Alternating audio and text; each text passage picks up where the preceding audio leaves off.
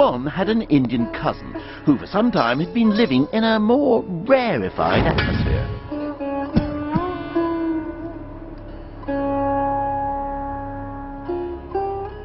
The Indians seem to have been less concerned about military organisation than about renouncing the world and finding enlightenment.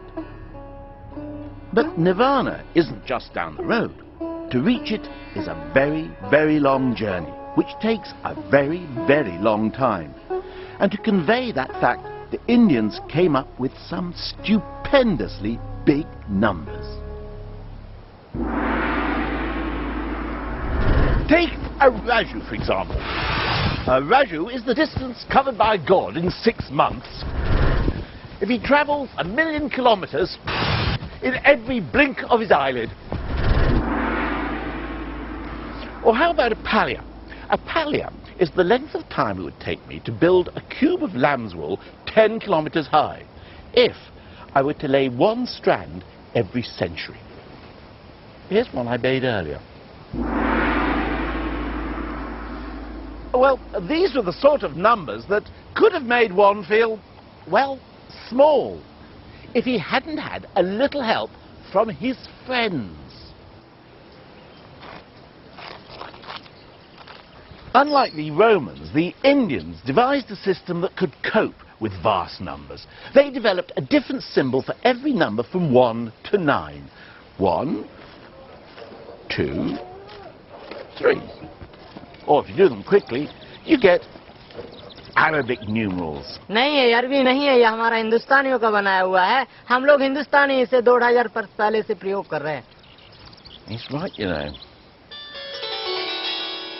The numbers we use today are called Arabic, but in fact they began life here in India as early as 500 BC.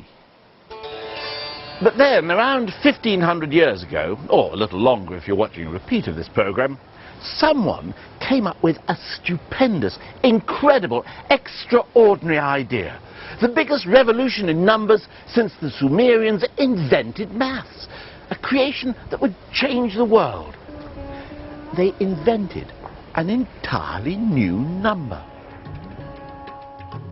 And it's in here, inside this tiny 1100-year-old temple in Gwalior, northern India, is this new number.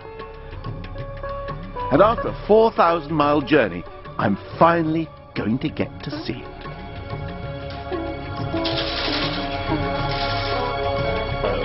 Nick, it's locked.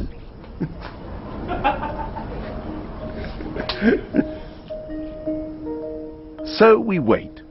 And while we wait, I start to wonder, how was it that this new number wasn't invented sooner? It's such a simple little number that takes only a moment to say and even less to write. Ah, here he is. But once invented, it transformed the life of one in a way that would eventually change the entire world. Well, here we are. The first undisputed example of India's greatest invention. The new number. The holy grail of numbers. 0. For the first time in human history, someone had made nothing a number. The inscription says that a garden was planted to produce flowers for the temple. And to ensure that they had enough, that garden had to be 187 by 270 hastas, about 20 acres. Well, while the Romans were using numbers to record their conquests and count dead bodies, these people were using them to make sure they had adequate supplies for their flower arrangements. Well, you might say, what's all the fuss about? I mean, what's so wonderful about inventing a symbol that means nothing? I mean, if somebody asks me how much I've got in my hand, I can just say, well, I haven't got anything in my hand. I don't need a 0 to do that. Well, a 0 on its own would be nothing, well, obviously. But when you teamed 0 up with 1, magic started to happen.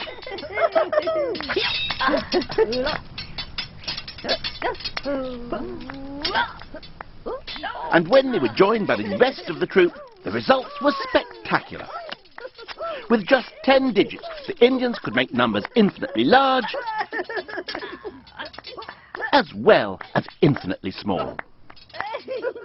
Now, the Romans couldn't do that. One had found his perfect mate in Zero, and it was a partnership that was going to change the world. Together with the rest of the team, they enabled Indian science to storm ahead. Indian astronomers, for example, were centuries ahead of the Christian worlds.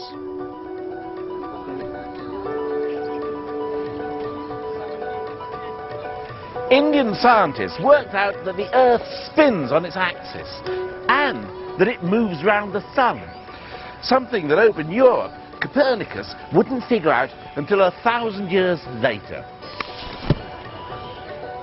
Indian scientists also calculated the diameter of the globe, and they were less than 1% off what it actually is. All this was possible because of 1, 0, and the rest of the troop of performing numbers. They were a sensation, and their fame soon began to spread across the globe. A conflict with the numbers of Rome was bound to happen sooner or later. But for now, 1 and 0 and their friends made their way across the deserts of Arabia to take on one of the most sophisticated societies of the age, in what is now Iraq.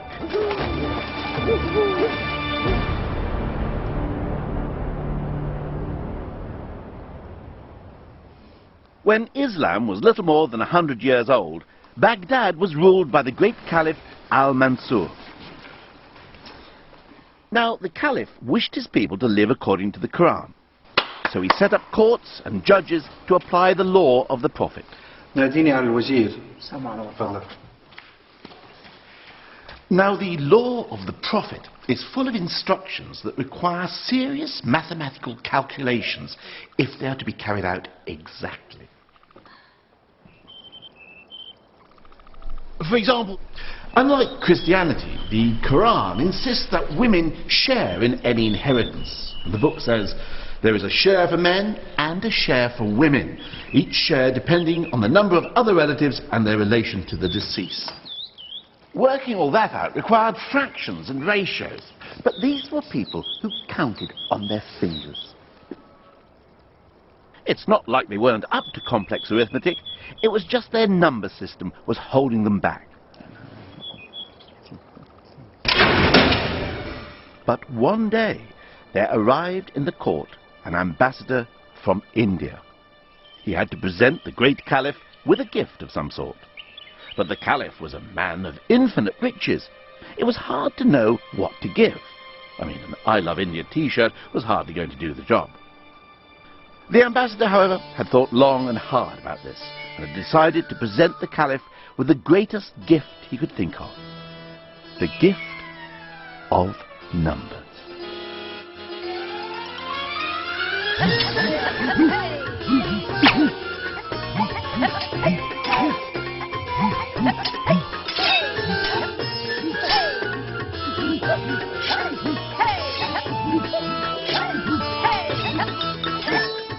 Actually, we don't know for certain exactly how Indian numerals came to be adopted in the Islamic world, but the ambassador story is my favourite.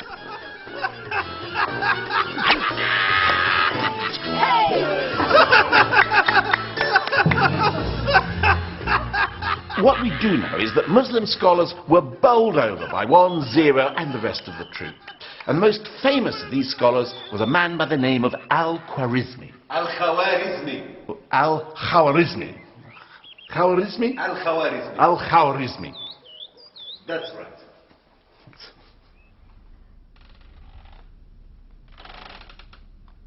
Al-Khwarizmi and his colleagues taught the performing numerals a whole host of brand new tricks. Quadratic equations, algebra,